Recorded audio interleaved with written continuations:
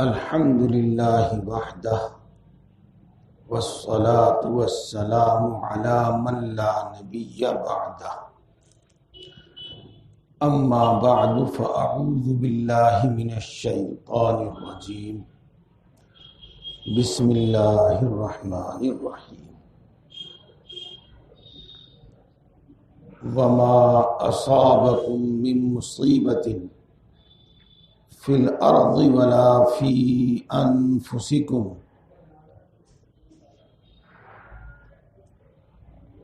ان ذلک فی اس طرح سے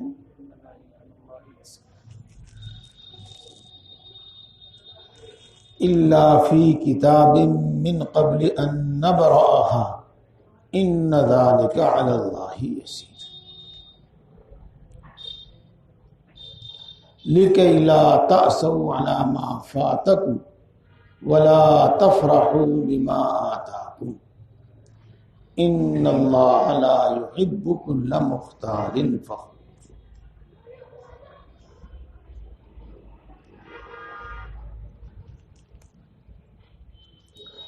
صدق اللہ العظیم. محترم بزرگوں اور دوستوں، مجمع اگرچہ تھوڑا ہے لیکن سننے والے ماشاءاللہ سمجھدار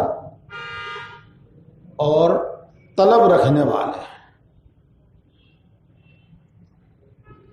اور چھوٹے مجمع کو چند آدمیوں کو سمجھانا آسان ہے اور اس وقت بعض تقریر بھی اچھا ہوتا ہے. بڑے مجمع میں یہ کوشش کی جاتی ہے کہ اس میں سب طرح کے آدمی ہیں تو سب کے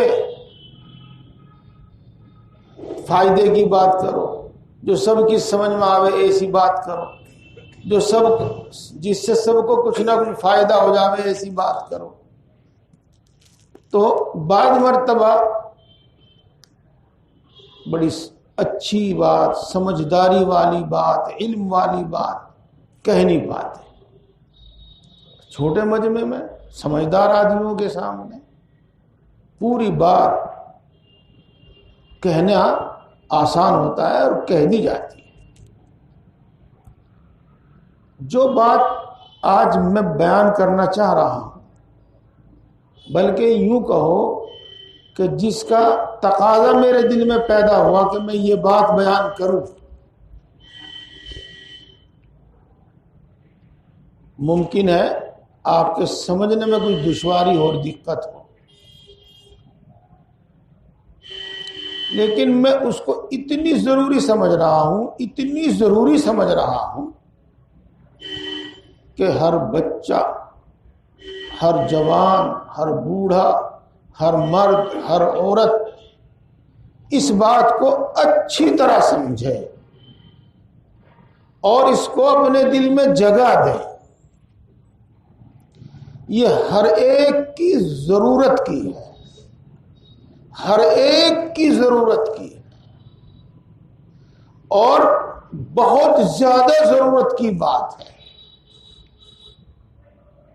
اسی بات کو نہ سمجھنے کی وجہ سے، اس بات پر پورا یقین نہ ہونے کی وجہ سے، اور اس بات کے بھول جانے کی وجہ سے ہم بہت زیادہ پریشان ہیں، بہت زیادہ پریشان ہیں. اگر یہ بات سمجھ لی جائے تو پہلے جملے میں تو میں یوں کہوں کہ ساری پریشانی دور ہو جائے، اور اگر یہ اتنی نہیں تو آدھی تو ہو ہی جائے گی.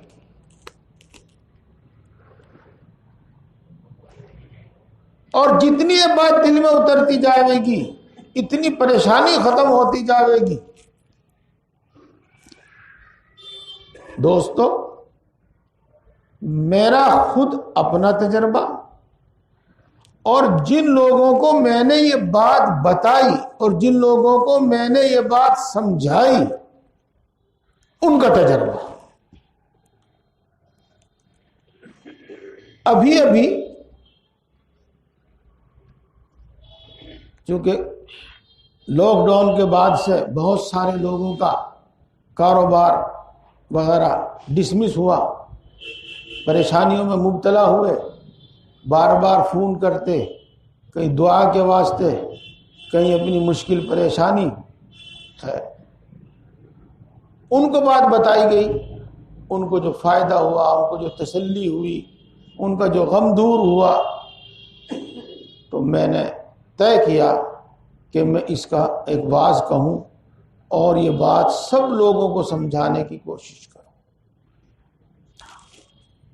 اس بات کو سمجھو، بیمار بھی سمجھیں، تندرست بھی سمجھیں، اور تنگ دست بھی اور مالدار بھی اس بات کو سمجھیں۔ جو بڑے بڑے حوصلے اپنے اندر لیے ہوئے ہیں، مجھے یہ کرنا ہے، مجھے یہ کرنا ہے، مجھے یہ بننا ہے، وہ بھی اس بات کو سمجھیں۔ جو اپنی اولاد کے لیے بڑے بڑے حوصلے رکھے ہوئے ہیں، وہ بھی اس بات کو سمجھیں۔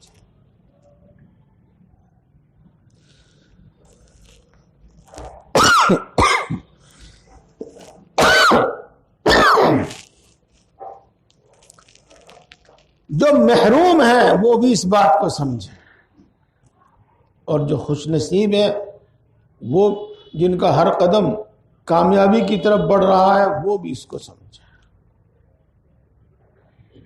سب کے سمجھنے کی بات ہے۔ یہ آیت شریفہ جو میں نے آپ کے سامنے پڑھی، پہلے میں اس کا ترجمہ کروں گا۔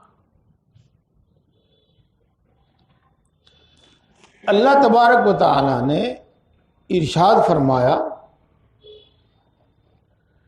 کہ جو تکلیف بھی تمہارے جسم میں، تمہارے دل میں، تمہارے اندر سے کوئی جو بھی تکلیف تمہیں پیش آتی ہے،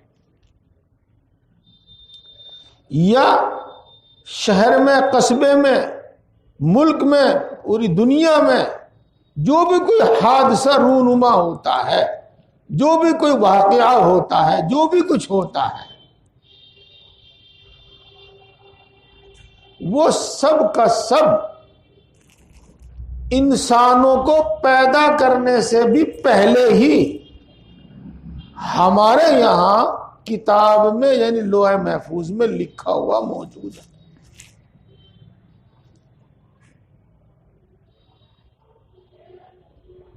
لکھا ہوا ہے، اور جس طرح لکھا ہوا ہے اسی طرح ہوتا ہے۔ اس کو انشاءاللہ میں اس حد تک آسان کر کے سمجھانے کی کوشش کروں گا جو سب کی سمجھ میں آ جاوے، اور اگر کسی کو سمجھ میں نہ آوے، کوئی شک و شبہ رہے، تو مجھ سے پوچھ لیں۔ جی، واعظ کے ختم پہ سب کے سامنے پوچھ لیں یا بعد میں پوچھ لیں، کتاب میں لکھا ہوا ہے، اسی کا مطابق ہوتا ہے۔ اور جب سے یہ عالم پیدا ہوا، مثلا سب کو چھوڑ کے انسانوں کو ہی لے لو، کتنے اربوں خربوں کتنے انسان، ان سب کو جو کچھ پیش آنے والا ہے، برا یا بھلا جو بھی کچھ ان کو پیش آنے والا ہے، وہ پہلے سے اللہ کے ہاں لکھا ہوا ہے۔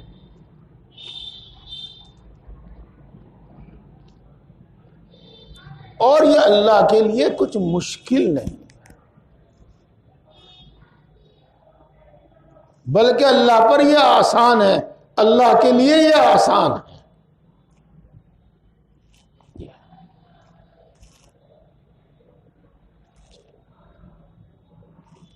حدیث پاک بھی سناؤں گا میں، پہلے اس کا اگلا حصہ کا ترجمہ کر دوں۔ اور ہم نے یہ سب کچھ پہلے اس لیے لکھ دیا تھا، اور ہم نے سب کچھ پہلے اس لیے طے کر دیا تھا تاکہ اگر تمہیں کوئی تکلیف پہنچے، کوئی رنج پہنچے، اور تمہاری کوئی محبوب چیز پسندیدہ چیز تم سے چھن جاوے، تو تم اس پر رنج نہ کرو۔ لِكَيْ لَا تَأْسَوْا عَلَىٰ مَا فَاتَكُمْ، اس پر تم رنج نہ کرو. اور یہ سب کچھ ہم نے پہلے اس لیے طے کر دیا تھا کہ تم کو جو نعمت حاصل ہو، جو کامیابی حاصل ہو، جو خوشیاں حاصل ہوں، جو ترقی سربلندی حاصل ہو، غرض تمہاری پسند کی جو چیز تمہیں ملے تو تم اس چیز کو حاصل کرنے کے بعد اور اس چیز کے اپنے پاس موجود ہونے پر فخر نہ کرو، اتراؤ نہ تم اللہ کی نعمتوں پر، ان اچھی اور بھلی چیزوں پر جو تمہارے پاس موجود ہیں اتراؤ، اور نہ ان تکلیفوں پر تمہیں رنج و غم ہو جو تمہیں پیش آویں، اور نہ اس پر جب تمہاری یہ نعمتیں چھن جاویں، فوت ہو جاویں، نہ تم اس وقت اس پر رنج و غم کرو.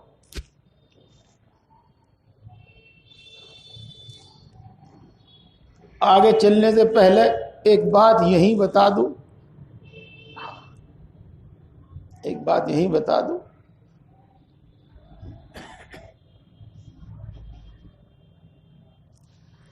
جب یہ سمجھ لے گا آدمی کہ بھئی یہ تو ہونا ہی ہے،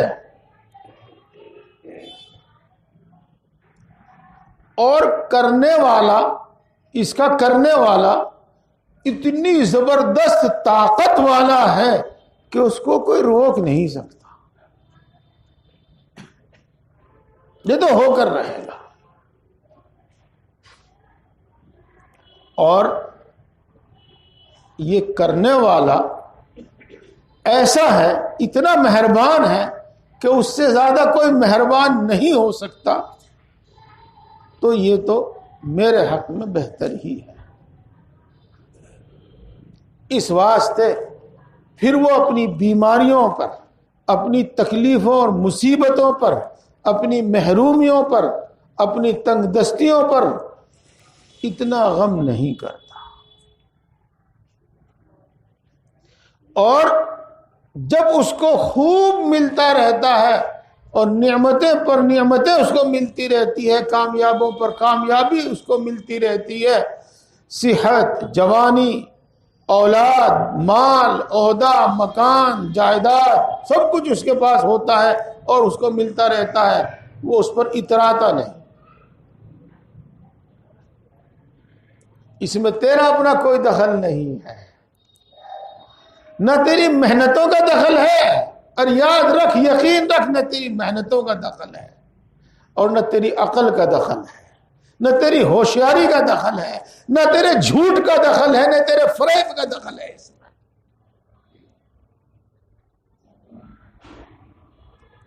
اس لیے وہ اتراتا نہیں ہے، اس پر اتراتا نہیں.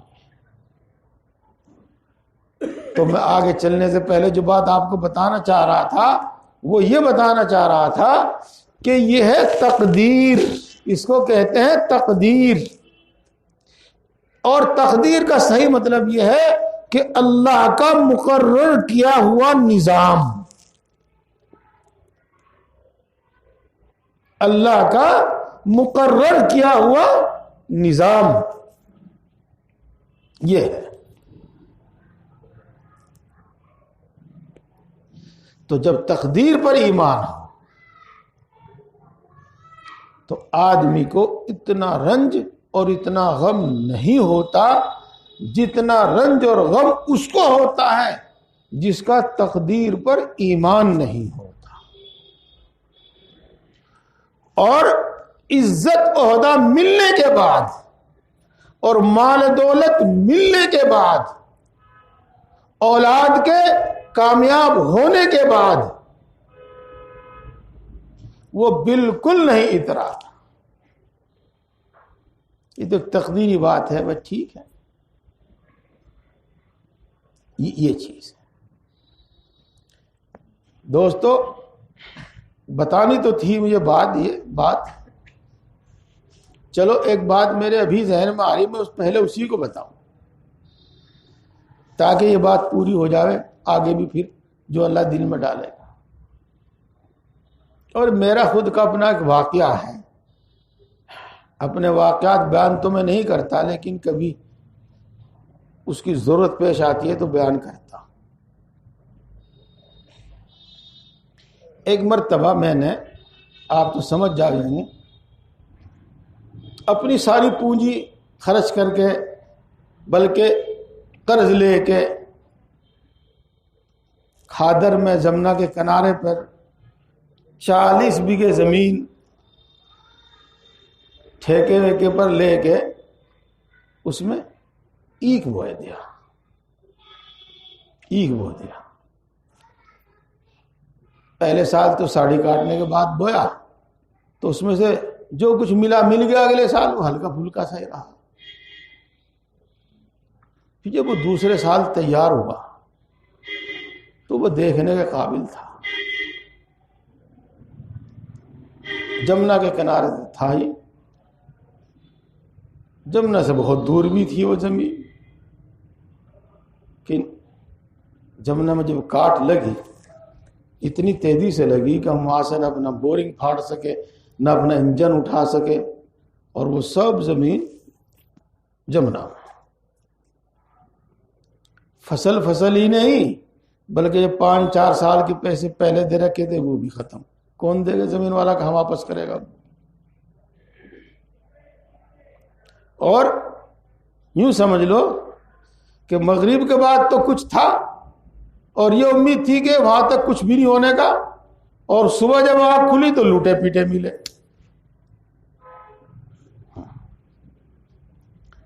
پہلے تو زیادہ اثر نہیں ہوا، لیکن جو وقت گزرتا گیا تکلیف بڑھتی گئی، تکلیف بڑھتی گئی۔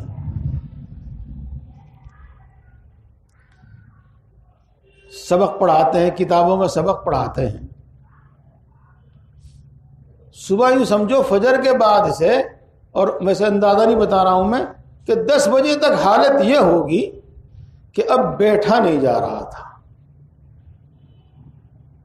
جس میں اتنی کمزوری مان لیجیے گا کہ اب بیٹھا نہیں جا رہا تھا، اور دل دماغ پر اتنا غم مسلط سمجھ لیجیے گا کہ بولا نہیں جا رہا تھا۔ جی، وہ بچے جو ہمارے پاس سبق پڑھتے تھے، گھنٹہ پڑھتے تھے، وہ کتاب لے کر آئے،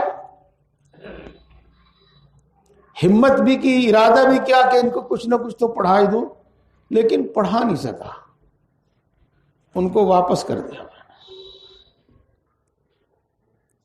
اور یہ تکلیف اب ہر گھڑی، ہر سیکنڈ کے بعد بڑھ رہی تھی،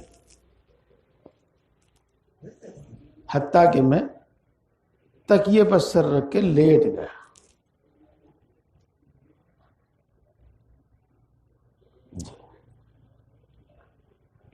منٹ 2 منٹ کے بعد ہی، ساتھ کے ساتھ ہی سمجھ لیجیے گا آپ، آنکھ لگ گئی، اور منٹ 2 منٹ کے بعد ہی بس ساتھ کے ساتھ ہی آنکھ کھل گئی۔ اور جب آنکھ کھلی تو زبان پر یہ جاری تھا، للہ ما اخذ ولہ ما اعطی، جو اللہ نے لے لیا وہ بھی اسی کا، اور جو اللہ نے دیا وہ بھی اسی کا۔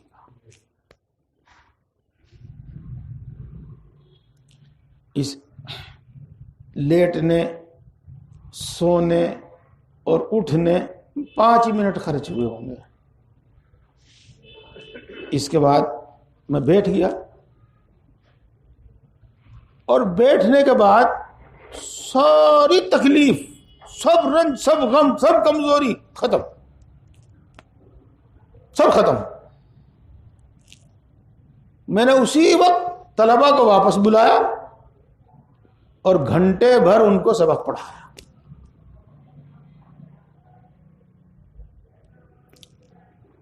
میرے دوستو، یہ کس چیز کا اثر تھا؟ یہ اسی عقیدے کا اثر تھا، یہ اسی تعلیم کا اثر تھا۔ کہ جو دیا اللہ نے دیا اور لیا اس نے لے لیا. تو اب غم کس چیز کا؟ اور بالکل اسی کی طرح آپ سمجھ لیجئے گا،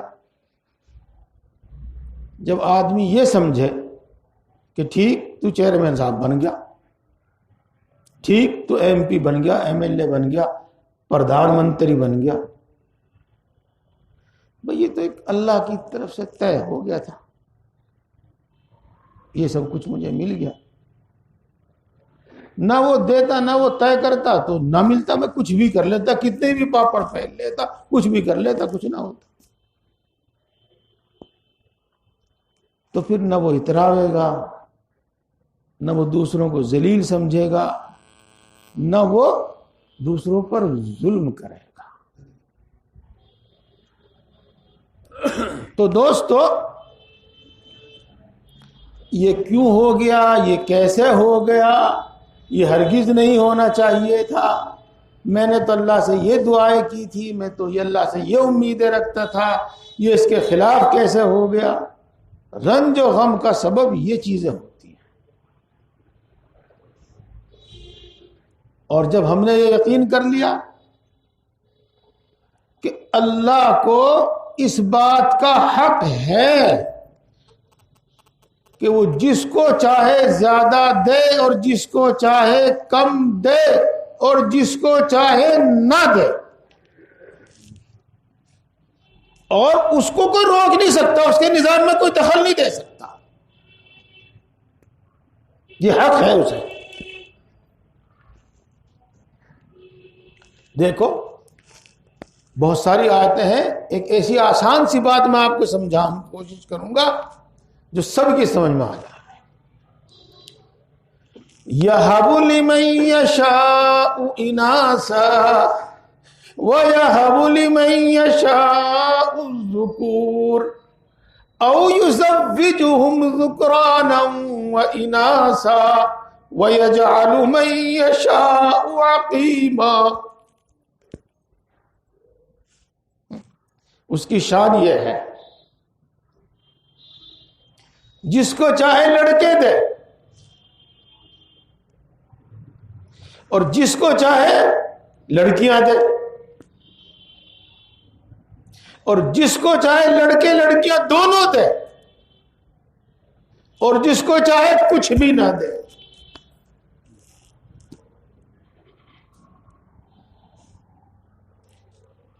ایسا ہے اور ایسا ہوتا ہے. گویا کہ اللہ کی یہ 4 صفت بیان کی، اللہ نے یہاں پر اپنی 4 صفت بیان کی، اور یہ چاروں صفت بندوں میں دیکھنے کو ملیں گی، اس دنیا میں دیکھنے کو ملیں گی، اور کوئی نہیں روک سکتا اس کو.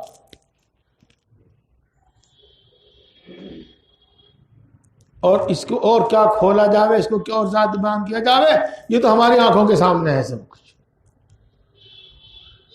جی اللہ یبسط الرزق لمن یشاء ویقدر.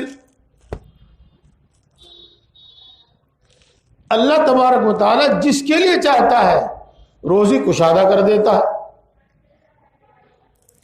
اور اللہ تعالی جس کے لیے چاہتا ہے روزی تنگ کر دیتا ہے.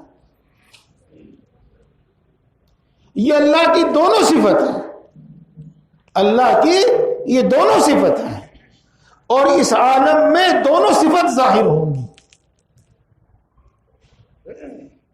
کسی کی روزی تنگ ہوگی اور کسی کی روزی خوب فراخ اور کشادہ ہوگی. ایسا ہوگا، اسے کوئی نہیں روک سکتا. اب یہ رہا یہ انسان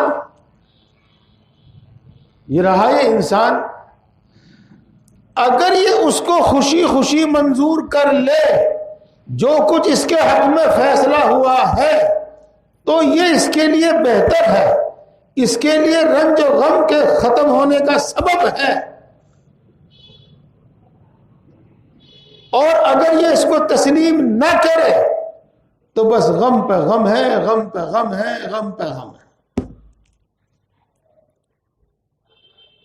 یہ ہے بس.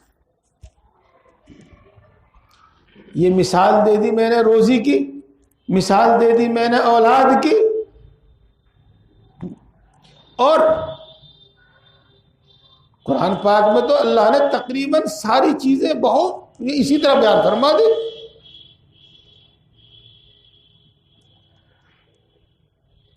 وَتُعِزُّ مَن تَشَاءُ وَتُذِلُّ مَن تَشَاءُ بِيَدِكَ الْخَيْرُ إِنَّكَ عَلَى كُلِّ شَيْءٍ قَدِيرٌ.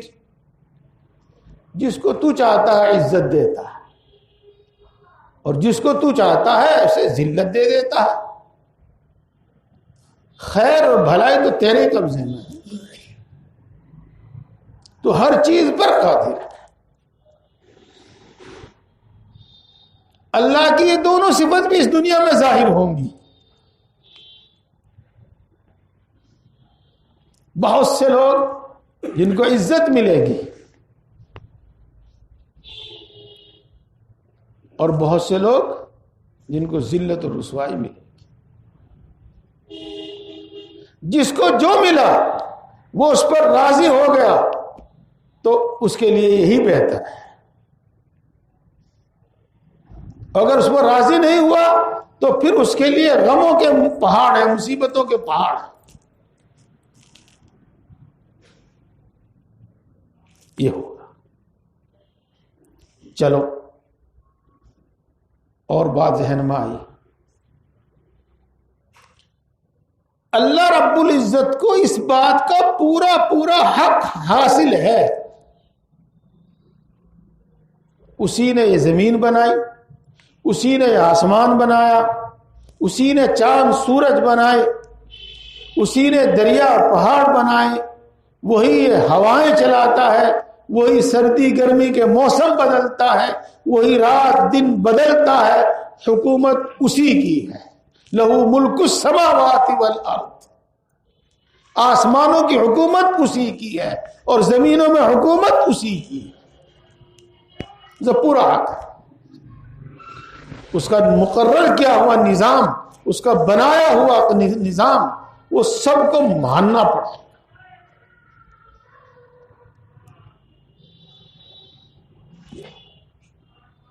بات ہوگی، یہ بات ہو گئی.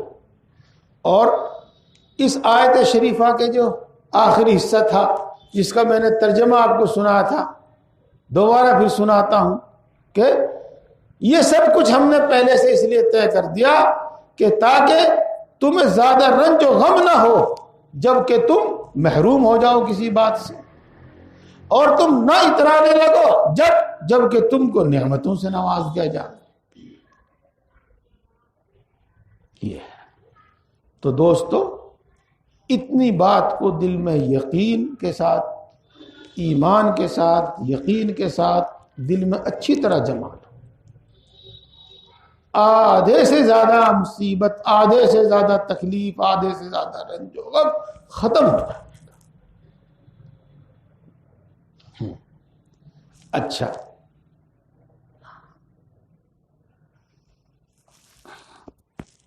اگر آیت شریفہ پڑھنے میں کچھ غلطی ہو تو بتا دیجیے گا، آپ بتا دیجیے گا، کوئی سی بات نہیں. اَهُمْ يَقْسِمُونَ رَحْمَةَ رَبِّكَ نَحْنُ قَسَمْنَا بَيْنَهُمْ مَعِيشَتَهُمْ وَرَفَعْنَا بَعْضَهُمْ فَوْقَ بَعْضٍ دَرَجَاتٍ لِيَتَّخِذَ بَعْضُكُمْ بَعْضًا سُخْرِيًّا وَرَحْمَةُ رَبِّكَ خَيْرٌ مِّمَّا يَجْمَعُونَ.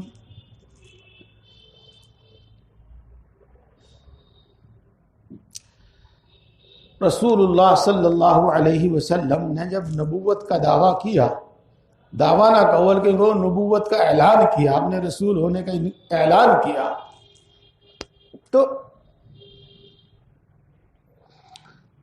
کچھ لوگوں نے یہ کہا کہ ہم اللہ کا رسول تو مان لیتے لیکن یہ خاندانی اعتبار سے اس درجے کا نہیں کہ ہم اس کو اپنا بڑا سردار مان سکیں.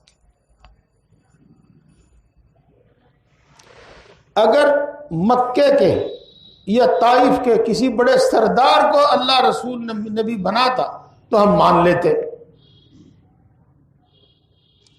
تو اللہ تبارک و تعالیٰ نے یہ فرمایا، اس کا جواب اس طرح دیا کہ ہماری رحمت یعنی نبوت کو یہ لوگ تقسیم کریں گے جو بالکل گھٹیا درجے کی چیز ہے، یعنی روزی اور مال دولت، وہ خود ہم نے ان کے درمیان تقسیم کیا ہے، اور کسی کو زیادہ دیا ہے، کسی کو کم دیا ہے، کسی کو بڑا مرتبہ دیا ہے، کسی کو چھوٹا مرتبہ دیا ہے، ہم نے دیا ہے. اور یہاں تک بتلا دیا، اس کی ایک نفع بھی بتا دیا، ہاں، تاکہ ایک دوسرے سے کام لے سکے. چلو خیر. تو میرے دوستو، اب تک میں یہ سمجھانے کی کوشش کر رہا ہوں ان آیتوں کے حوالے سے کہ یہ خدا کا مقرر کیا ہوا نظام ہے، اور اس کے مقرر کیے ہوئے نظام کے مطابق سب ہوتا ہے، اور اس میں کوئی دخل نہیں دے سکتا، اس کو کوئی بدل نہیں سکتا، اور اللہ کو اس کی طاقت بھی ہے، اور اللہ رب العزت کو اس کا حق بھی حاصل ہے، جیسا کہ آپ کو بتایا میں نے. اور میں اس بات کو اور واضح کرنے کے واسطے 2 حدیثیں آپ کو سناتا. جی، سب سے پہلے اللہ رب العزت نے قلم پیدا فرمایا، پھر تختی پیدا فرمائی جس کو لوح محفوظ کہتے ہیں، اور اللہ رب العزت نے حکم دیا کہ لکھ، قلم کو حکم دیا کہ لکھ. اس نے پوچھا کیا لکھوں؟ اب جو بھی ابد الآباد تک ہمیشہ ہمیشہ تک ہونے والا ہے وہ سب لکھ دے. تو اس نے لکھنا شروع کیا اور سبھی کچھ لکھ دیا. یہ ہے وہ اللہ تبارک و تعالیٰ کا مقرر کیا ہوا نظام، شیڈول، جس کے مطابق سارے عالم کا نظام چلتا ہے. میں یا تم یا کوئی دوسری طاقت اس کو بدل نہیں سکتی اللہ کا مقرر کیا ہوا نظام. اس کو تسلیم کرنے کے سوا، ماننے کے سوا، اور اس پر راضی ہونے کے سوا کوئی چارہ نہیں ہے.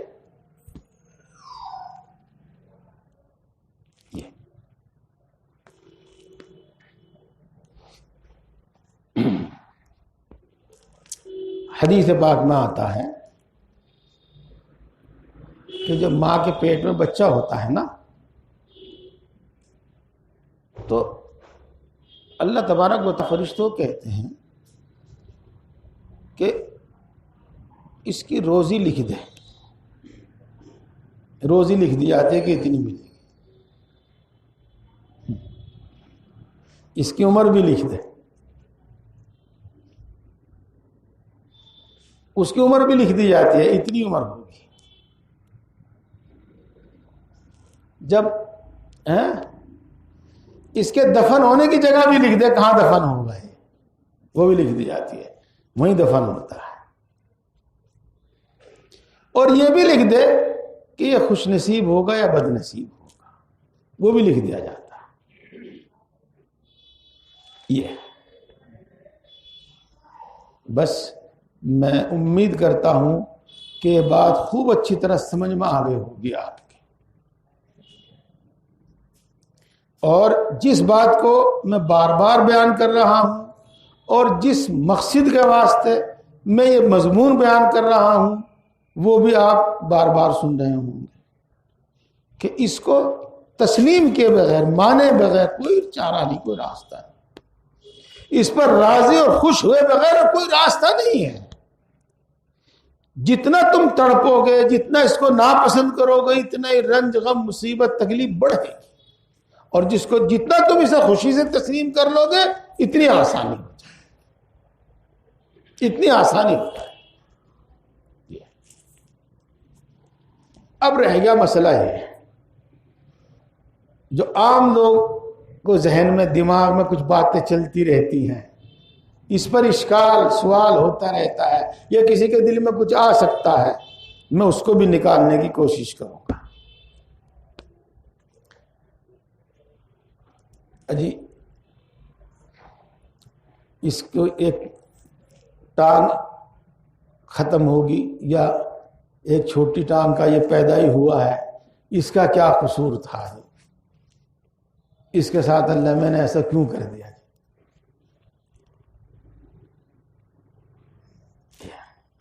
اس کو نابینا کر دیا، بولا اس کا کیا قصور تھا جی؟ چھوٹے سے بچے کا اس نے کون سا گناہ کیا تھا، اسے نابینا کیوں کر دیا جی؟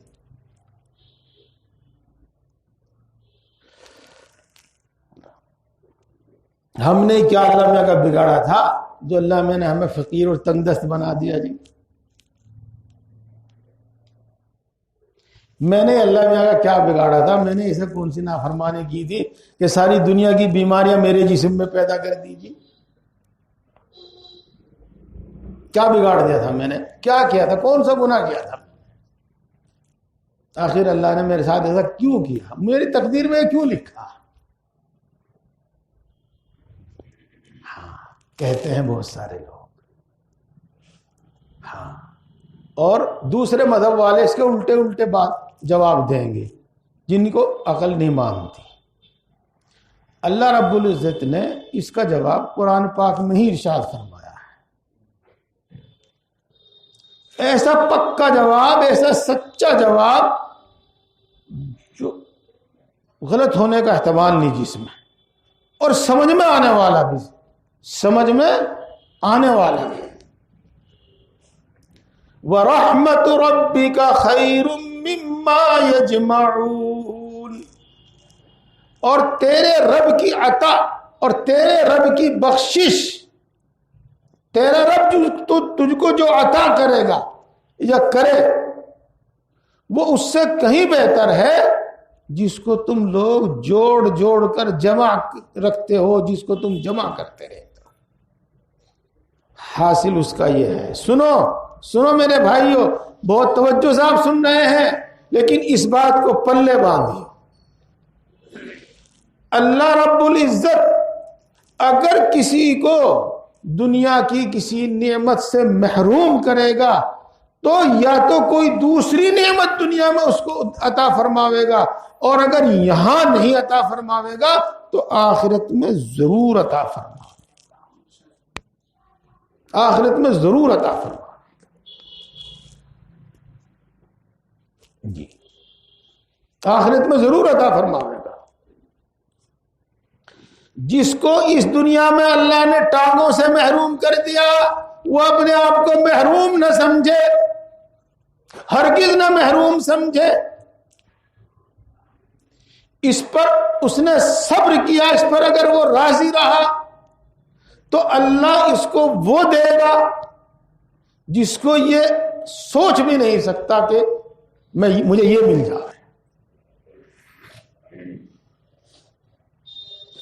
جس کو اللہ نے اس دنیا میں آنکھوں سے محروم کر دیا اور اس نے اس پر صبر کیا اور اس پر وہ راضی اور خوش ہوا، تو ان اندھے پن کی وجہ سے، آنکھوں سے محروم ہونے کی وجہ سے اللہ دنیا ہی میں یا آخرت میں اس کو وہ دے گا جو وہ سوچ بھی نہیں سکتا۔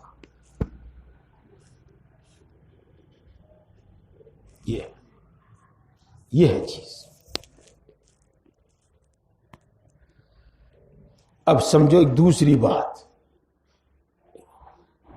ہم نے تو نعمتوں کو، یہ بات جو میں کہہ رہا ہوں لکھنے والے لکھ لیں، ہم نے تو بس انہی چیزوں کو نعمت سمجھا، بڑا خوبصورت قد ہو، بڑا گورا چٹا رنگ ہو، بہت بڑھیا تندرستی ہو، خوب دولت ہو، عزت ہو، دبدبا ہو، فلا فلا فلا، انہی چیزوں کو ہم نے نعمت سمجھا، انہی چیزوں کو ہے نعمت، ہے نعمت، ہم سب کو ضرورت ہے ان چیزوں کی، مانگنی چاہیے اللہ سے، لیکن بڑھیا گھٹیا نعمتیں بھی تو ہوتی ہیں میرے بھائی۔ سنیے، اللہ پر یقین جس کو حاصل ہو جاوے، یہ اتنی بڑی نعمت ہے جو ساری دنیا کی سے بہتر ہے۔ اللہ کی محبت اس کو مل جائے، یہ اتنی بڑی نعمت ہے جو ساری دنیا سے بہتر ہے. ساری دنیا کی دولت اس کو مل جائے اس سے بہتر ہے. اللہ کی محبت اس کو مل جائے، اللہ کا خوف اس کو مل جائے، توکل جس کو کہتے ہیں بھروسہ، اللہ کا توکل مل جائے، توکل کی دولت اس کو مل جائے، اللہ تبارک و تعالیٰ کی عبادت کی رغبت اس کو مل جائے، تقوی اس کو مل جائے کہ ایسی اس کے اندر ایک ایسی صلاحیت ہے، کسی طاقت پیدا کر دی جائے جس کی بنا پر وہ اللہ کی نافرمانی کرتا ہوا ڈرتا ہو، اللہ کی نافرمانی سے بچتا ہو. تقوی اس کو کہتے ہیں. یہ چیز مل جائے اس کو، اخلاص کے ساتھ اللہ کی عبادت کرنے کی اس کو صلاحیت اور توفیق مل جائے. اور کیا کیا نعمت ہے. اللہ کا علم اس کو مل جائے، علم دین اس کو مل جائے، اللہ کی پہچان، اللہ کی معرفت اس کو حاصل ہو جائے. تو میرے دوستو یہ وہ نعمتیں ہیں کہ ساری دنیا کی نعمت بھی، ساری دنیا کی نعمتیں بھی ان کے سامنے کوئی حیثیت نہیں رکھتی، کوئی حیثیت نہیں رکھتی. اب اگلی بات سنیے. بعضوں کو اللہ رب العزت جان بوجھ کر، اب سارے کام تو اس کے جان بوجھ کر ہی ہوتے ہیں، کوئی بھولے سے تھوڑا ہی ہوتا ہے، کوئی مجبوری میں تھوڑا ہی ہوتا ہے، ارادہ کر کے ان نعمتوں سے محروم کرتا ہے جن کو ہم نعمت سمجھتے ہیں. تندرستی، جوانی، دولت، مال، عزت، اولاد، ان سے محروم کرتا ہے تاکہ وہ ان میں نہ بڑھے، ان میں نہ پھنسے، ان میں منہمک نہ ہو، ان میں منہمک ہو کر مجھ سے غافل نہ ہو، میری طرف متوجہ رہے. پھر میں اس کو ایمان و یقین بھی عطا کروں، اخلاص کی دولت بھی عطا کروں، اپنی محبت بھی اس کو دوں، اپنا خوف بھی اس کو دوں، اپنی عبادت کی لذت بھی اس کو دوں، اپنی مناجات کی حلاوت بھی اس کو دوں.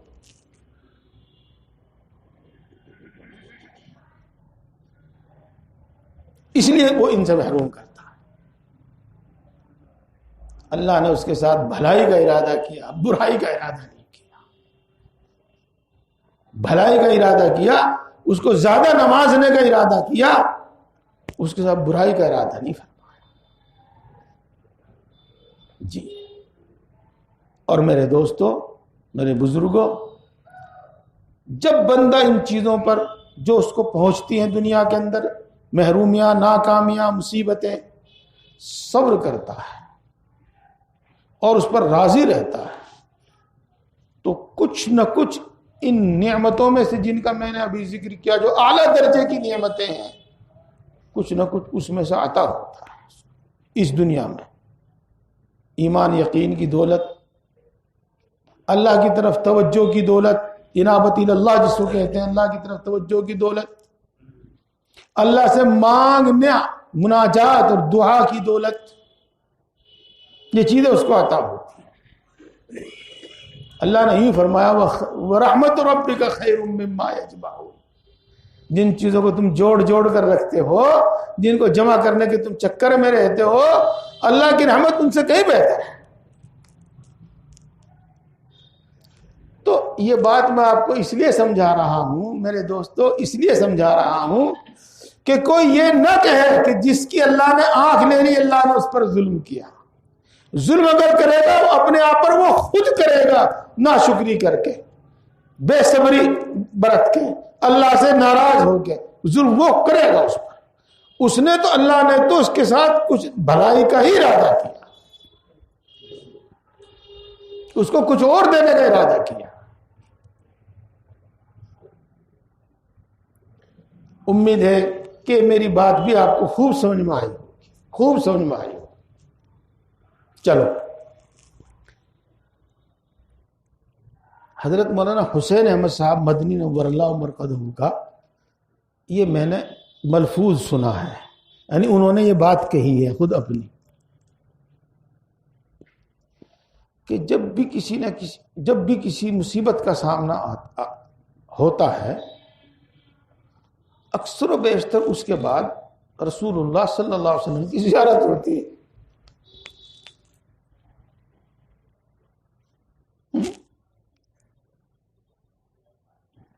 گویا کہ اللہ کی طرف سے تسلی دینے کے لیے بھیج دیا جاتا ہے.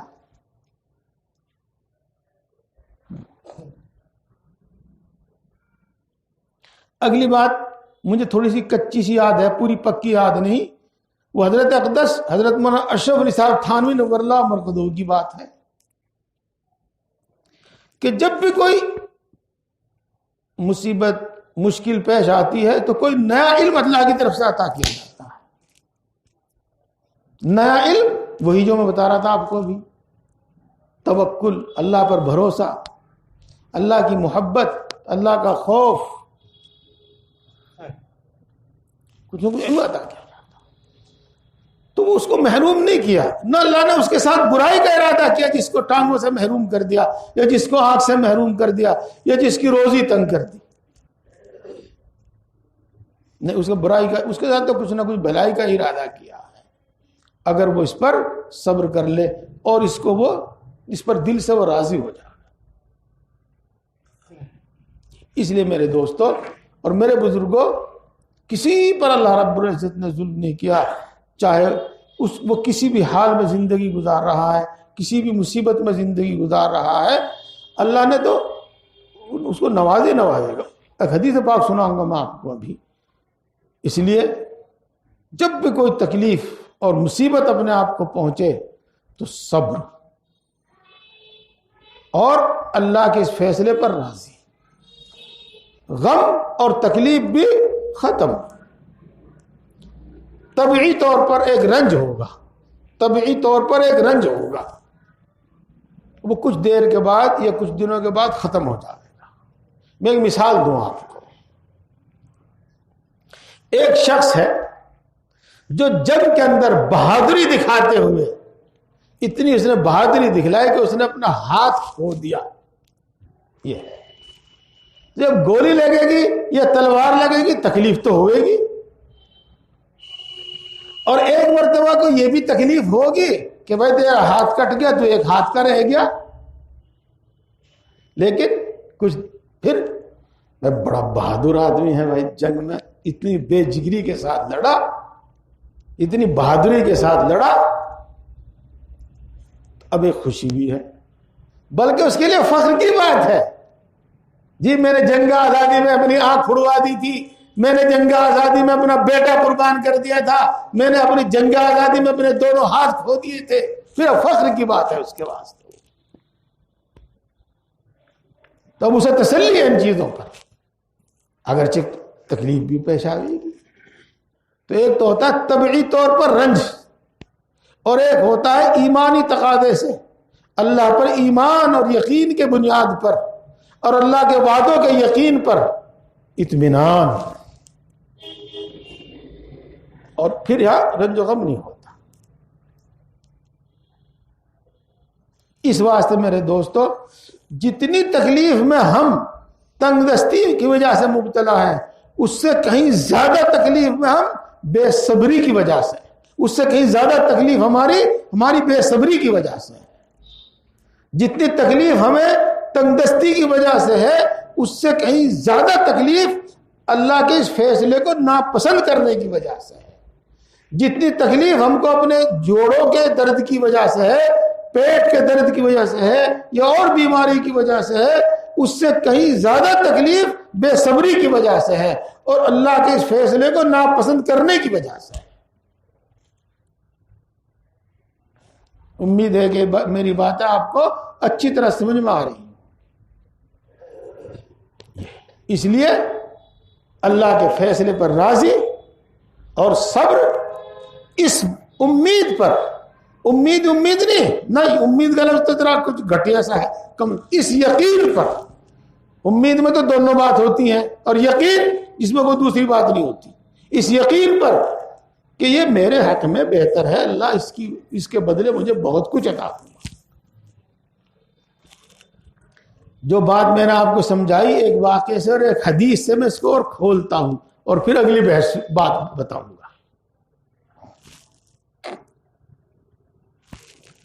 حضرت عائشہ رضی اللہ تعالی عنہا آپ جانتے ہوں گے، ہم سب کی ماں، رسول اللہ صلی اللہ علیہ وسلم کی بیوی، حضرت ابوبکر صدیق کی بیٹی، اور اس امت کی عورتوں میں سب سے زیادہ علم والی۔ جی، ان کے پاس ان کے بھتیجے بھانجے جمع تھے جو ان سے حدیثیں سیکھا کرتے تھے، حدیثیں سنا کرتے تھے، اور ایک مجمع کہیے کتنے لوگ وہاں پر موجود تھے۔ تو مدینے کے اندر سے، بازار سے کہہ لیجیے گا، شہر کے اندر سے ایک بہت زوردار نعرہ تکبیر بلند ہوا۔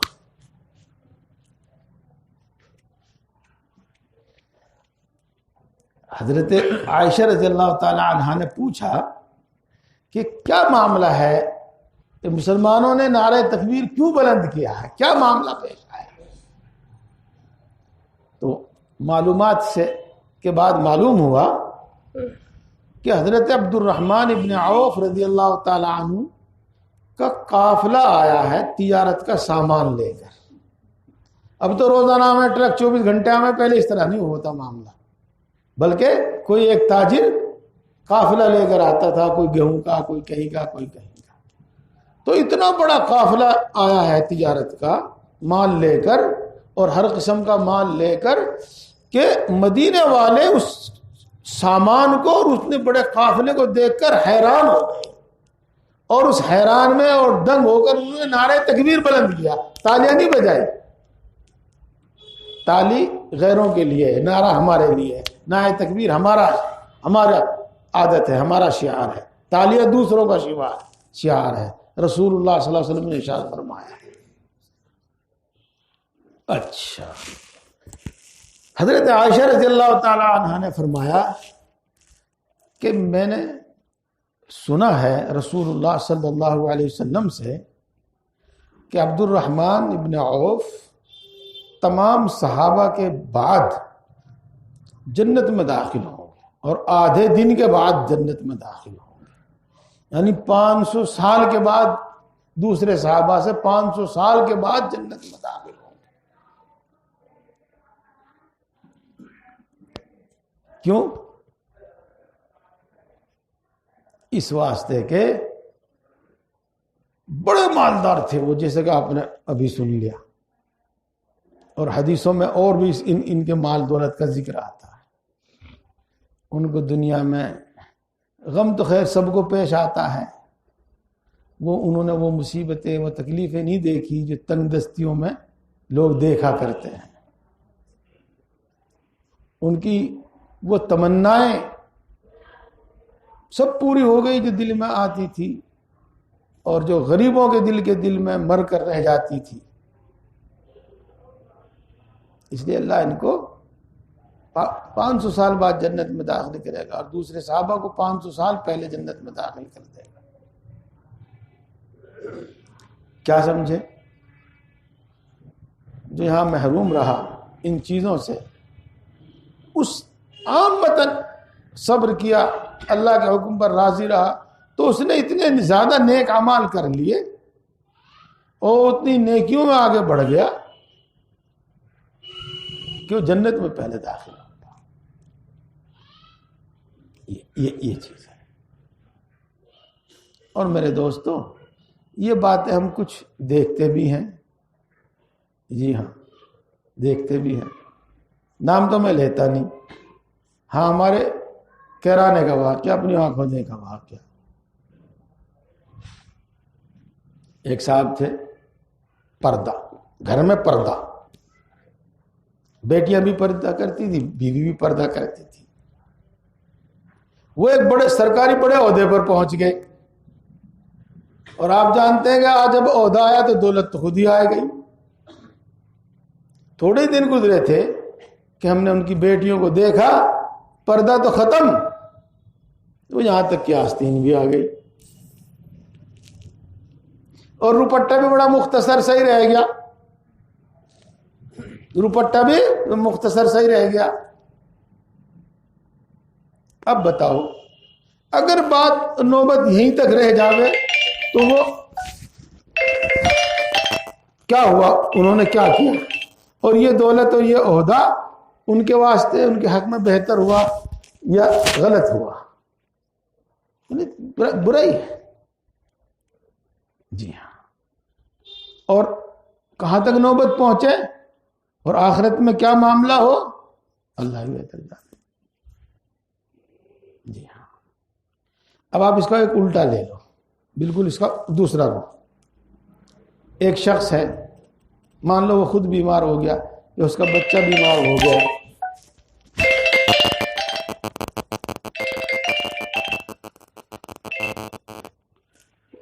پیسہ اس کے پاس ہے نہیں، اب کیا کرے گا وہ؟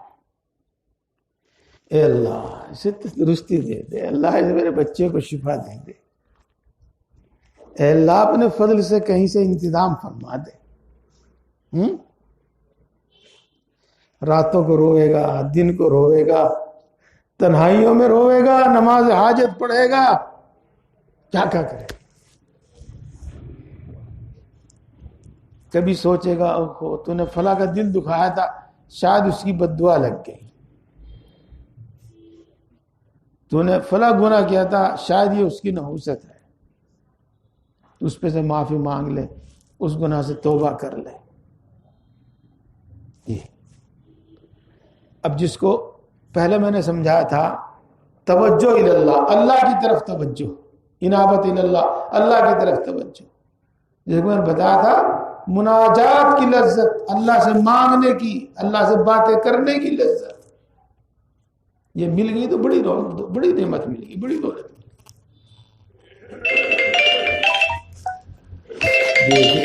گئی۔ آپ کہہ دیے سو کیا کہیں، تو بھائی وَرَحْمَتُ رَبِّكَ خَيْرٌ مِّمَّا يَجْمَعُونَ، جن چیزوں کو تم جمع کر کے رکھتے ہو، جوڑ کر رکھتے ہو، اس سے بہتر ہے وہ نعمتیں جو اللہ تم کو عطا فرماتا ہے۔ وَرَحْمَتُ رَبِّكَ۔ اب اس کے بعد ایک دوسری بات اور سنو میرے دوستو، وہ بھی کام کی ہے۔ کبھی تو آپ کا نفس ہی آپ کو شک و شبہ میں مبتلا کر دے گا، اور کبھی کوئی دوسرا انسان، جاہل انسان آپ کو شک و شبہ میں مبتلا کر دے گا، اور کبھی شیطان آپ کو وسوسے میں ڈال دے گا۔ جب سب کچھ اللہ کے یہاں طے ہے تو پھر محنت مشقت اٹھانے کی کیا ضرورت ہے؟ جو کچھ تقدیر میں ہوگا مل جائے گا۔ یہ کیوں محنت کرے؟ یہ اور آپ انہی لفظوں سے پورا اشکال، پورا سوال سمجھ گئے ہوں گے۔ نہیں پھر محنت مشقت کرنے کا ہمیں کیوں حکم دیا جاتا ہے، دوائی دارو کا ہمیں کیوں حکم دیا جاتا ہے، اور دوائی کرنے سے ہم کیوں ٹھیک ہو جاتے ہیں، اور کمانے سے ہم کیوں مالدار ہو جاتے ہیں، اگر سب تقدیر میں لکھا ہوا ہے؟ ہاں، اس کو بھی سمجھو، اس کو بھی سمجھو، اور امید ہے انشاءاللہ، اللہ کی ذات سے امید ہے کہ سمجھ میں آ جائے گا۔ جب رسول اللہ صلی اللہ علیہ وسلم نے صحابہ کرام رضوان اللہ تعالی علیہ اجمعین کے سامنے یہ بات بیان کی تو صحابہ نے خود یہ سوال کیا تھا، تو رسول اللہ صلی اللہ علیہ وسلم نے ارشاد فرمایا تھا کہ جو کوششیں تم کرتے ہو، جو تدبیریں تم کرتے ہو، جو سامان اسباب تم اختیار کرتے ہو، وہ بھی تقدیر کا حصہ ہے، وہ بھی تقدیر کی ہی میں لکھا ہوا ہے۔ مثال کے طور پر جی، جس کو اللہ رب العزت نے دولت مند بنانے کا ارادہ کیا، اللہ نے اس کو ایسی ہی سوچ بھی دے دی، ایسی ہی سوچ بھی دے دی، اللہ نے اس کو ایسی جسمانی طاقت بھی دے دی۔ اللہ نے اس کو ایسے ہی سامان اور وسائل بھی دے دیے، ایسے لوگوں کی مدد اس کے ساتھ شامل ہو گئی۔ تو جب اللہ کو ایک چیز اسے دینی تھی، اور اللہ کی عادت یہ ہے کہ عام طور سے وہ سارے کام اسباب کے تحت کرتا ہے، تو ایسے سب اسباب اس کے واسطے جمع کر دیے، اس کو ہوشیار بنا دیا، عقل مند بنا دیا، جسمانی طاقت دے دی، تجربے کار لوگوں سے اس کی صحبت ہو گئی، تجربے کار لوگوں کے ساتھ وہ رہنے لگا، جی اسے ضرورت پڑی قرضے کی، اسے قرض مل گیا، اور وغیرہ وغیرہ، موقع کی دکان مل گئی، بڑھیا نوکری مل گئی۔ تو یہ سب اسی کا حصہ ہے، یہ سب اسی کا حصہ ہے۔ جب اللہ نے طے کیا اس کو تندرستی ملنی ہے، اچھے ڈاکٹر کے پاس بھیج دیا، اس ڈاکٹر کے دل میں اس کی صحیح بیماری ڈال دی، اس ڈاکٹر کے دل میں اس کی صحیح دوا ڈال دی، اور اللہ کا حکم تو شامل حال ہے ہی اس کی، اب تندرستی مل گئی۔ تو جیسا اللہ کا فیصلہ ہوتا ہے تو سارے اسباب اسی کے مطابق ہونے لگتے ہیں۔ تو اسباب بھی تقدیر ہی کا حصہ ہے، اسباب بھی تقدیر ہی کا حصہ ہے۔ اور پھر اس کے ساتھ ایک دوسری بات بھی ہے، اس کے ساتھ دوسری بات بھی ہے، اللہ نے یہ بھی لکھا تقدیر میں کہ اگر یہ شخص سوچ سمجھ کر صلاح مشورے سے محنت سے کام کرے گا تو میں اس کو یہ دے دوں گا، اور اگر یہ شخص لاپرواہی برتے گا، غفلت برتے گا تو میں اسے محروم کر دوں گا۔ تو اسباب اور تقدیر بھی تقدیر ہی کا حصہ ہے، اسباب اور تدبیر بھی تقدیر ہی کا حصہ ہے۔ مجھے امید ہے کہ یہیں سے میری بات اس سے پوری بات آپ کی سمجھ میں آ گئی، اگر نہ آئی ہو تو پوچھ سکتے ہیں، تو اسی کا حصہ ہے۔ جی ہاں،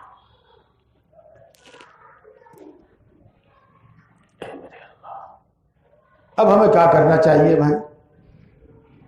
اب ہمیں یہ کرنا چاہیے، ہمیں یہ کرنا چاہیے، نمبر 1، جو اسباب جو تدبیر ہمارے بس میں ہے ہم وہ سب کچھ اختیار کریں، اپنے تمام وسائل، تمام اسباب، تمام سامان کا استعمال کریں، اور پوری توجہ سے، پوری محنت سے ہم کسی چیز کو حاصل کرنے کی کوشش کریں، جو بھی اس کے لیے تدبیر ہے، جو بھی اس کے لیے سامان ہے، جو بھی اس کا طریقہ ہے،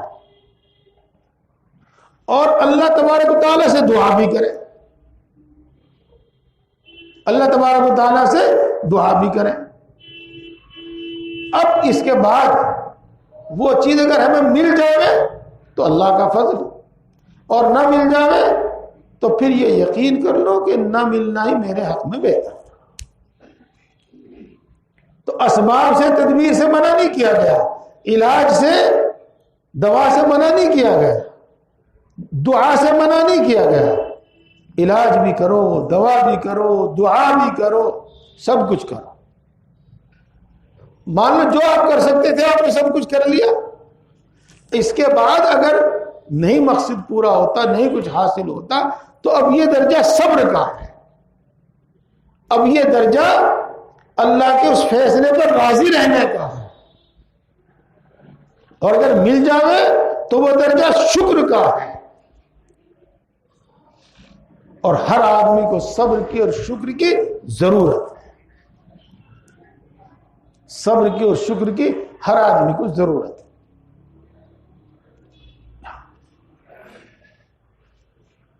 اس کے بعد ایک بات اور میں ذہن میں آ رہی، اس کو بھی بتاؤں۔ اکثر لوگوں کی سوچ ہے یہ، جب آدمی جھوٹ، فریب، دھوکہ، بے ایمانہ، ظلم، زیادتی کرتا ہے تو پھلتا پھولتا ہے، اور اس زمانے کو تو یہ سمجھ لیا کہ بھائی اس کے بغیر کام ہی نہیں چلے گا۔ اور جب آدمی تواضع سے رہتا ہے، انکساری کے ساتھ رہتا ہے، عاجزی انکساری کے ساتھ رہتا ہے، کسی پر ظلم و زیادتی نہیں کرتا، بے ایمانی نہیں کرتا، خیانت نہیں کرتا، جی دھوکہ دھڑی نہیں کرتا، تو وہ ذرا کچھ ایسا ہی رہتا ہے۔ یہ جس نے جائز ناجائز کا خیال نہیں رکھا، اس کو کچھ مل گیا، جو ناجائز، کچھ آدمی جائز ناجائز کے خیال میں ہی اسی چکر میں پڑا ہوا ہے، بیچارہ محروم ہے، پریشان ہے۔ اس طرح کی کچھ باتیں دیکھنے میں آتی ہے، اور دیکھ دیکھ کے ہم یہ سمجھنے لگے کہ بھائی جھوٹ فریب تو کچھ کرنا ہی پڑے گا، اس کے بغیر تو کام چل نہیں، بھائی شریعت کی پابند رہے گی نہیں اس زمانے میں کام چل سکتا۔ جس نے یہ باتیں سمجھ لی جو میں نے آپ کے سامنے بتائی ہیں، وہ اس بات پر یقین کرے گا، وہ اس بات پر یقین کرے گا جو تیری تقدیر میں ہے وہ تجھ کو جائز اور امانت داری کے ساتھ بھی ملے گا، اور جو تیری تقدیر میں نہیں ہے وہ جھوٹ اور خیانت کے بعد بھی نہیں ملے گا۔ ٹھیک؟ اور مان لو اسے مل بھی گیا، ایک مان لو اسے مل بھی گیا تو اس نے اپنا بڑا نقصان کیا، بڑا نقصان کیا۔ ایک چھوٹے سے عہدے پر جو 5 سال تک رہے گا، یہ اس سے بھی پہلے چھن جاوے گا، اس نے اللہ کو ناراض کر لیا۔ ایک چھوٹے سے مکان کے واسطے، چھوٹی سی دولت کے واسطے اس نے اللہ کو ناراض کر لیا، وہ جنت کی نعمتوں سے محروم ہو گیا، وہ جہنم کا مستحق ہو گیا، عذاب کا حقدار ہو گیا۔ تو اس نے کون سے سمجھداری کا اس نے کام کیا، کون سی سمجھداری کو اس نے کام کیا؟ چلو ہم نے مان لیا، اللہ نے بھی یہ طے کر دیا تھا بھائی اگر جھوٹ بولنے گا تو میں اسے یہ دے دوں گا، مثلا دنیا کی دولت، اور سچ بولنے گا تو میں اسے اپنی محبت دے دوں گا، تو میں اسے شریعت پر ثابت قدم رکھنے کی طاقت دے دوں گا، ہر حال میں شریعت پر جمنے کی طاقت دے دوں گا۔ اب اس کی کم عقلی ہے کہ اس نے اتنی بڑی نعمت چھوڑ کر وہ گھٹیا نعمت پسند کری، وہ گھٹیا نعمت اس نے پسند کری۔ یہ چلو دوستو بات میں ختم کر دوں، اب کیا وقت ہو گیا؟ ہاں اچھا میری گھڑی کے گھنٹے بولا کیوں نہیں؟ الارم بجا تھا؟ اچھا چلو، تو اب میں اپنی ساری بات کا حاصل اور خلاصہ آپ کے سامنے پیش کرتا ہوں۔ اللہ رب العزت نے اس دنیا کو، آسمان زمین کو پیدا کرنے سے پہلے، ہم سب کو پیدا کرنے سے پہلے، اس سارے عالم کو پیدا کرنے سے اپنا ایک نظام مقرر کر دیا، اپنا ایک شیڈول متعین کر دیا، چاہے وہ کسی انسان سے متعلق ہو، اس کی ذات سے متعلق ہو، اور چاہے پوری دنیا کے کسی حساب سے متعلق ہو، وہ سب اللہ نے پہلے طے کر دیا، اور جو کچھ ہوتا ہے سب اسی کے مطابق ہوتا ہے۔ جو کوئی اس کو تسلیم نہ کرے، اس کو نہ ماننے، اس پر راضی نہ ہو، تنگی، پریشانی، رنج، غم میں ہوتا ہے، اور جو اس کو تسلیم کر لے، اس پر راضی ہو جائے، اس کو ایک نقد راحت ملتی ہے، وہ سکون، دل کا سکون، رنج و غم کا ختم ہونا، یا کم سے کم رنج و غم کا ہلکا ہو جانا۔ ایک بات تو یہ ہے۔ دوسری بات، دنیا کی کسی نعمت سے جو کوئی محروم ہوا، وہ کوئی بھی ہو، وہ کوئی بھی ہو، کوئی بھی نعمت ہو، اس پر اس نے صبر کیا، اس پر وہ راضی رہا، اس پر صبر کیا، اللہ دنیا میں اس کو کوئی دوسری نعمت دے گا۔ اللہ تبارک و تعالیٰ اس کو ایسی نعمتیں دے گا جو بہت بڑی نعمتیں ہیں، ایمان، یقین، اللہ کی محبت، اللہ کا خوف، تقوی، توکل، اخلاص، یہ نعمتیں عطا دے گا، دین کی صحیح سمجھ دے گا، یہ کچھ نہ کچھ نعمت دے گا، آخرت میں دے گا، آخرت میں دے گا۔ جی بہت ساری اس کی حدیثیں ہیں، جس شخص کے بچے کا انتقال ہو گیا تو جب فرشتے اس کی روح قبض کر کے اللہ کے پاس جاتے ہیں، حضرت اسرائیل اور دوسرے فرشتے، اللہ تعالیٰ پوچھتا ہے ان سے کہ تم نے میرے بچے کے لاڈلے کی روح نکال لی؟ کہ جی ہاں۔ میرے بچے کے دل کا ٹکڑا لخت جگر تم نے لے لیا؟ میرے بندے کا لخت جگر تم نے لے لیا؟ کہ جی ہاں۔ اس کے بعد اس نے کیا کہا؟ جی اس نے اللہ تعریف کی، آپ کی تعریف کی۔ اچھا، تو اس کے لیے جنت میں ایک محل بنا دو اور اس کا نام بیت الحمد رکھ دو، تعریف کا گھر، وہ گھر جو تعریف کے بدلے میں اس کو ملا۔ ایک حدیث پاک میں آیا ہے کہ جس شخص کی اللہ تعالیٰ نے دنیا میں آنکھ لے لی، یا تو نابینا ہی پیدا کیا اس کو، یا بعد میں کسی وجہ سے وہ نابینا ہو گیا اور اس نے اس پر صبر کیا، تو میرے یہاں جنت کے سوا اس کو اور کوئی بدلہ نہیں۔ تو مومن کا ان سب باتوں پر یقین، ایمانی روحانی کوئی نعمت اس کو ملے گی، دنیا میں کوئی دوسری نعمت مل سکتی ہے، یہ بھی ایک بات رہ گئی۔ اللہ ساری نعمتیں سب کو نہیں دیتا، کسی کو کچھ، کسی کو کچھ، کسی کو کچھ، کسی کو کچھ۔ اگر ساری چیز سب کو دے دے، سب چیز سب کو دیتا، یہ اس دنیا کے نظام کے مطابق نہیں، وہ تو جنت کے لیے، جنت میں ہو، یہاں سب کو سب کچھ نہیں دیتا، کام نہیں چلے تھا اس کا، اس دنیا میں کام نہیں چلے تھا۔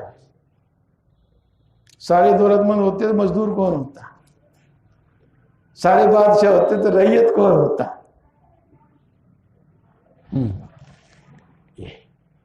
یہ بات سمجھ۔ اور دوسری بات یہ کہ تقدیر کا بھروسہ، تقدیر کا سہارا لے کر آدمی بیکار ہو کے پڑ جاوے، کچھ نہ کرے، غلط۔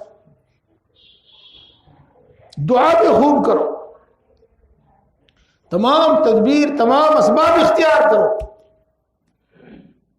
جی اس کے بعد بھی اگر نہ ہو تو اللہ کی مرضی، میں تو جو کر سکتا تھا کہ یہ میں ویسے ہی نہیں کہہ رہا ہوں دوستو، ہر بات میں حدیث پاک سنانے میں بات لمبی ہو جاتی ہے، اس لیے کہ حدیث اگر سنائے تو پھر اس کو سمجھانا بھی ہے۔ دو صحابی تھے، ان کا آپس میں کچھ جھگڑا ہوا، اور وہ رسول اللہ صلی اللہ علیہ وسلم کے پاس گئے اس کا فیصلہ کروانے کے واسطے۔ اب ظاہر بات ہے کہ جب کوئی دو آدمیوں کا جھگڑا ہوگا تو یہ تو اس کے حق میں فیصلہ ہوگا یا اس کے حق میں فیصلہ ہوگا۔ رسول اللہ صلی اللہ علیہ وسلم نے ایک کے حق میں فیصلہ کر دیا، جی یہ حدیث پاک ہے۔ تو جس کے خلاف فیصلہ ہوا تھا، جس کو آج کل کی زبان میں کہہ لو جو مقدمہ ہارا تھا، اس نے کہا حسبنا اللہ و نعم الوکیل، اللہ مجھے کافی ہے اور وہ بہت اچھا کارساز ہے، بہت بڑھیا کام بنانے والا ہے۔ بات تو اپنی جگہ ٹھیک تھی، لیکن رسول اللہ صلی اللہ علیہ وسلم سمجھے تھے کہ اس کا کہنے کا مقصد کیا ہے۔ فرمائے کہ لوگوں کو کیا ہو گیا، نہ تو اپنی بات پوری طریقے سے سمجھاتے اور نہ اس پر ثبوت اور گواہ پیش کرتے، اور ہار جاتے تو یوں کہتے حسبنا اللہ و نعم الوکیل۔ کیا فرمایا رسول اللہ صلی اللہ علیہ وسلم نے کہ تمہیں اپنی بات ترتیب سے، تفصیل سے پیش کرنی چاہیے تھی، جس کو میں کہوں آج کی زبان میں کہ تمہیں دعویٰ اچھی ڈھنگ سے پیش کرنا تھا، یہ تمہیں مضبوط اور صحیح گواہ پیش کرنے تھے، نہ تم نے اپنا دعویٰ ڈھنگ سے پیش کیا، نہ اس پر تم نے ثبوت پیش کیا۔ اگر تم ہار گئے تو اب کہتے ہو حسبنا اللہ و نعم الوکیل۔ اپنا دعویٰ ڈھنگ سے پیش کرتے، اپنے ثبوت اور گواہ صحیح پیش کرتے، پھر بھی اگر کچھ خلاف ہو جاتا تو کہتے حسبنا اللہ و نعم الوکیل۔ جی حیات المسلمین میں یہ حدیث لکھی ہے حضرت تھانوی رحمۃ اللہ علیہ۔ اب میری بات آپ کو سمجھ میں آ گئی؟ دعا بھی خوب کرو، جو اسباب تدبیر ہیں وہ بھی سب اختیار کرو، اور اس کے بعد جو فیصلہ ہو اس پر راضی خوش۔ اگر مرضی کے مطابق ہو گیا تو اللہ کا شکر، اور مرضی کے خلاف ہو گیا تو صبر اور اس پر راضی۔ جی اسباب و تدبیر اختیار کرنا یہ بھی تقدیر ہی کا حصہ ہے۔ اللہ تبارک و تعالی ہم سب کو سمجھ اور عمل کی توفیق عطا فرمائے۔ میں نے پہلے بھی کہا تھا، درمیان میں بھی کہا تھا، اب بھی کہہ رہا ہوں، آج کا مضمون کچھ ایسا ہی تھا جس کے بارے میں لوگوں کو بڑے شک و شبہ رہتے ہیں۔ مجھے امید ہے کہ کوئی شک و شبہ تو نہیں رہا ہوگا، لیکن اگر رہا ہو تو پوچھ لیو، دور کر لیو۔ اب اللہ سے دعا کرتے ہیں اللہ تبارک و تعالی ہم کو ان سب باتوں کو صحیح صحیح سمجھنے اور عمل کرنے کی توفیق عطا فرمائے۔ اور میرے بھائیوں، آپ میں جو بوڑھے ہیں اور میں بھی انہی میں شامل ہوں، اور ان کو جو تکلیفیں ہیں، تو سمجھو بھائی یہ تو اللہ کا ایک نظام ہے، یہ تو پیش آنا ہی ہے، یہ تو اللہ کا ہی نظام ہے، مجھے اس پر صبر ہی کرنا چاہیے۔ اچھا ایک بات اور بھی بتا دوں، ایک اور یاد آئی مجھے۔ جب بندہ اپنی تکلیف کے وقت اور مصیبت کے وقت اللہ سے گڑ گڑا کر دعا کرتا ہے، گڑ گڑا کر دعا کرتا ہے، تو ایک چیز اس کو اللہ کے وعدے کے مطابق ضرور ملتی ہے، اور وہ ہوتا ہے دل کا سکون۔ اگر صحیح معنی میں دعا کی گئی تو دعا کے قبول ہونے کا یہ درجہ ایسا ہے کہ اس کے خلاف نہیں ہوتا کبھی۔ وہ چیز ملے نہ ملے وہ تو تین درجے الگ ہیں، وہ تین درجے تو الگ ہیں۔ آپ کو سمجھ میں آ گئی ہوگی، یاد آ گئی ہوگی کہ دعا کے قبول ہونے کے تین درجے ہیں، لیکن یہ درجہ کون سا درجہ؟ جو جب صحیح گڑ گڑا کر اللہ سے دعا کی تو دل کا سکون یہ سب کو ملتا۔ تو ان تکلیفوں میں جو دعا کرو، خوب دعا کرو، گڑ گڑا کر دعا کرو، آدھی تکلیف اسی سے ختم ہو جائے۔ بس دعا فرما لیجیے۔ الحمدللہ رب العالمین الرحمن الرحیم مالک یوم الدین والصلاة والسلام علی سید الانبیاء والمرسلین محمد وآلہ واصحابہ اجمعین۔ لا الہ الا انت سبحانک انی کنت من الظالمین۔ ربنا ظلمنا انفسنا وان لم تغفر لنا وترحمنا لنکونن من الخاسرین۔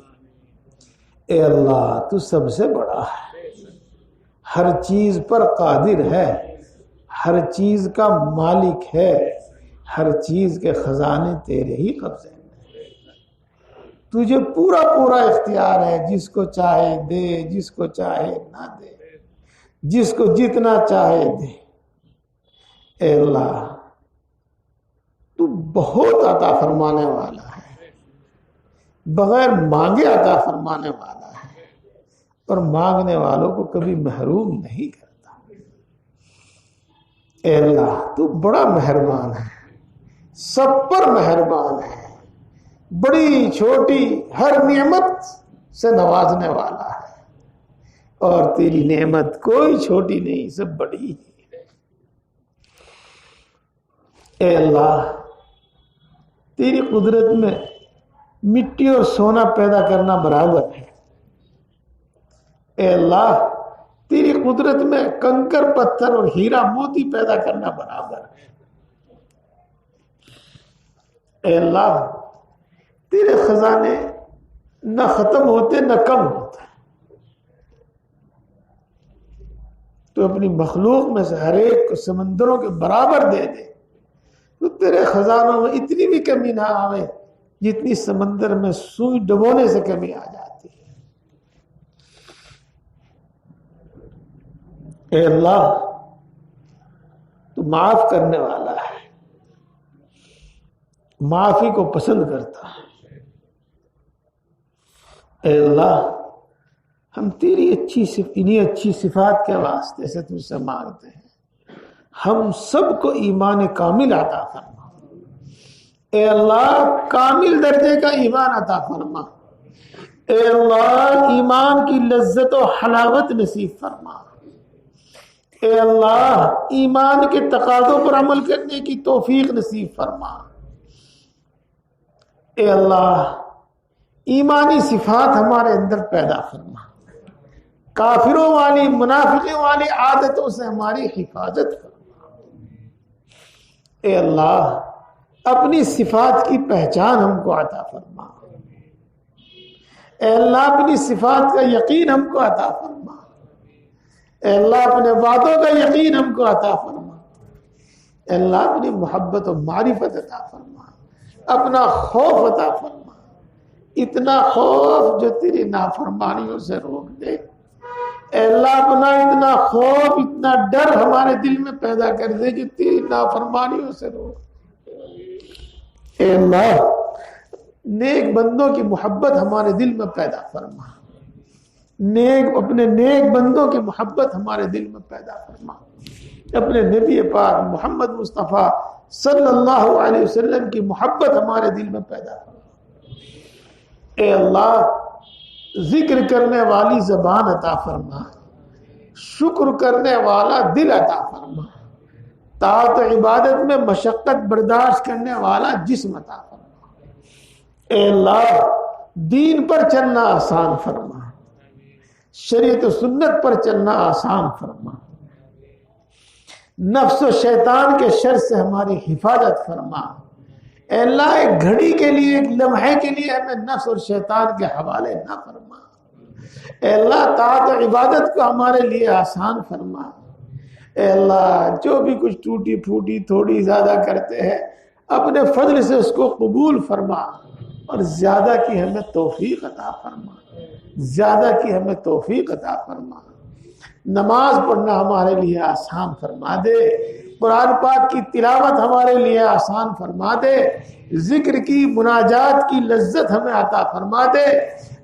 آخری رات میں نماز پڑھنے کی لذت ہمیں عطا فرما دے. اے اللہ توفیق تیرے قبضے میں ہے، تیرے اختیار میں ہے. ہم تجھ سے بڑی عاجزی کے ساتھ منت و سماجت کے ساتھ مانگتے ہیں، اپنی ان عظیم نعمتوں سے ہم کو نواز دے. اپنی ان بڑی بڑی نعمتوں سے ہمیں نواز دے. اپنی ان کامل نعمتوں سے ہمیں نواز دے. اے اللہ ساری مخلوق تیری محتاج ہے اور تو کسی کا محتاج نہیں ہے، کسی کا محتاج نہیں ہے. اے اللہ ہم تیری ہی عبادت کرتے ہیں اور تجھ ہی سے مدد مانگتے ہیں اور تیرے سوا کسی سے کوئی امید نہیں ہے، اور تیرے سوا کسی سے کوئی امید نہیں ہے. اے اللہ ہم تیری ہی عبادت کرتے ہیں اور تجھ ہی سے مانگتے ہیں اور تیرے سوا کسی سے کوئی امید نہیں. اے اللہ اپنے فضل سے، اپنے کرم سے، اپنی رحمت سے ہم سب کی تمام ضرورتیں پوری فرما اور اپنے سوا کسی کا محتاج نہ بنا، اور اپنے سوا کسی کا محتاج نہ بنا. اے اللہ اپنے سوا کسی کا محتاج نہ بنا. اے اللہ خصوصاً بڑھاپے میں ہم پر اپنی نظر کرم رکھیے.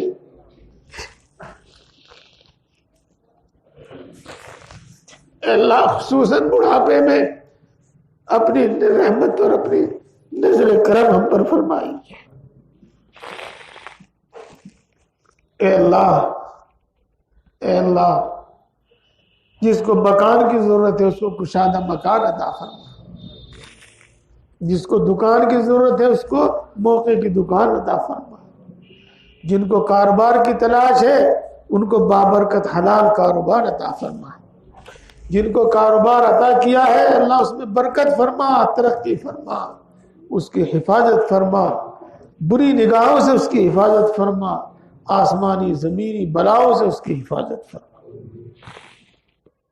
اے اللہ جن کو رشتوں کی تلاش ہے ان کو نباہ والے نیک رشتے عطا فرما، اور جن کے رشتے طے ہو گئے ہیں اس میں جو بھی رکاوٹ ہے اے اللہ ہر رکاوٹ دور فرما، غیب سے سامان فرما۔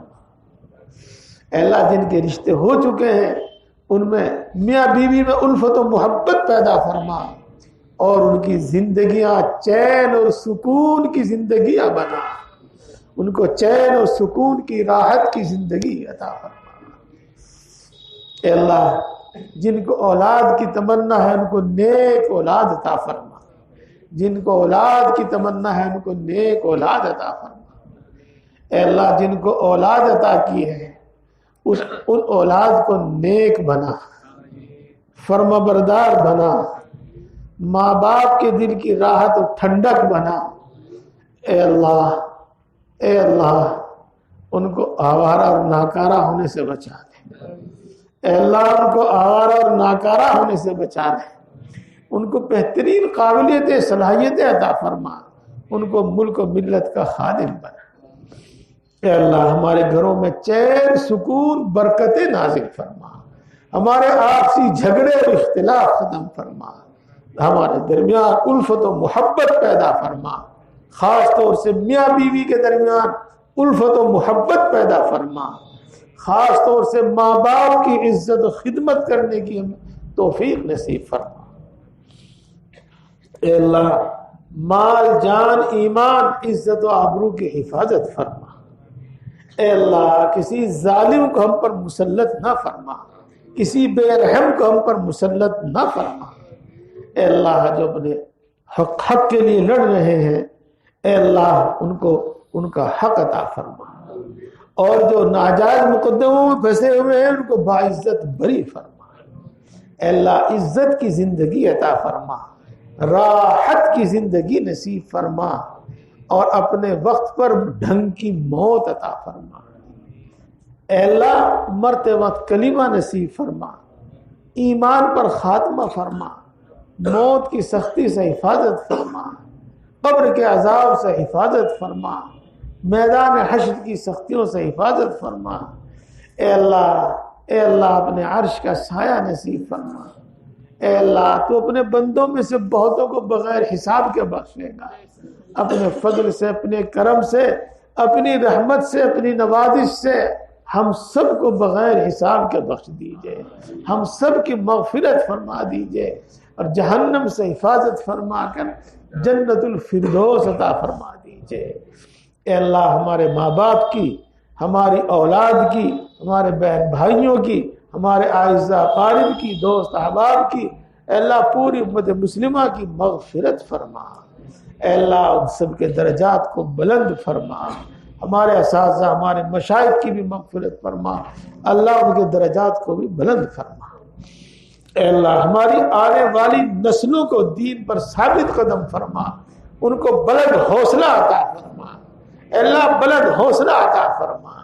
اے اللہ خصوصاً ہماری نوجوان نسل کو اے اللہ اپنی رحمت سے، اپنے فضل سے بہترین حوصلہ، بہترین صلاحیتیں عطا فرما، بہترین صلاحیتیں عطا فرما، اور ان کو برے کاموں سے، گناہوں سے بچا۔ اے اللہ ان کی برے کاموں سے، گناہوں سے حفاظت فرما۔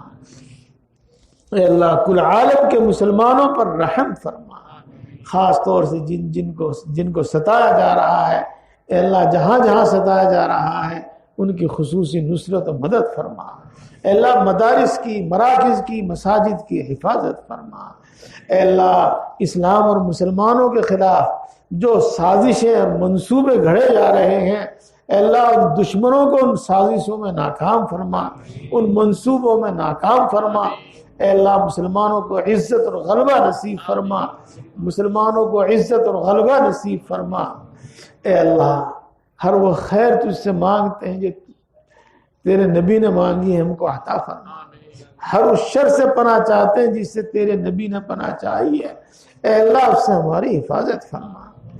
اے اللہ یہ مجمع مرد عورت بچے بوڑھے جوان تیرے سامنے ہاتھ پھیلائے ہوئے ہیں، پورے یقین کے ساتھ پوری امید کے ساتھ تجھ سے مانگ رہے ہیں۔ اے اللہ تو ان کی دل کی باتوں کو خوب جانتا ہے، ان باتوں کو بھی جو دل میں اس وقت موجود ہے اور ان کو بھی جو دل میں بعد میں آنے والی ہیں۔ اے اللہ ان سب کی جائز مرادیں پوری فرما، ان سب کی جائز تمنائیں پوری فرما، ان سب کی ہر مشکل کو آسان فرما، ہر دشواری کو ختم فرما، ان سب کو صحت و قوت عطا فرما، ہر بیماری سے حفاظت اور شفا عطا فرما۔ اے اللہ جو مانگا ہے وہ بھی عطا فرما، جو مانگنے سے رہ گیا وہ بھی عطا فرما۔ اب جو ہمارے حق میں بھی یہ تمام دعائیں قبول فرما، اور جو دعا کے لیے کہتے ہیں ان کے حق میں بھی قبول فرما، اپنے فضل و کرم سے اور اپنے نبی پاک محمد مصطفیٰ صلی اللہ علیہ وسلم کے صدقے اور طفیل سے ہماری تمام دعاؤں کو قبول فرما۔